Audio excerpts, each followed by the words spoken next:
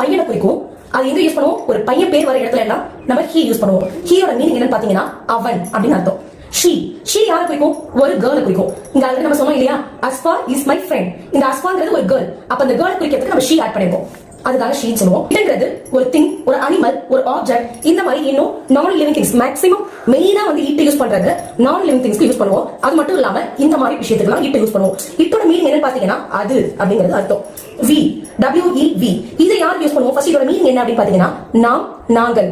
நாங்கள்னா ஒரு group of people தான் நமக்கு வந்து மென்ஷன் பண்றோம்.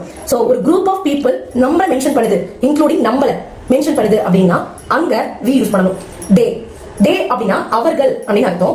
மோர் தென் ஒன் பர்சன் அப்படின்னா மோர் தென் ஒன் ஆப்ஜெக்ட். நிறைய விஷயங்கள், நிறைய பர்சன் அங்க இருந்தாங்க அப்படின்னா அவங்கள அவர்கள் சொல்லுவோம்.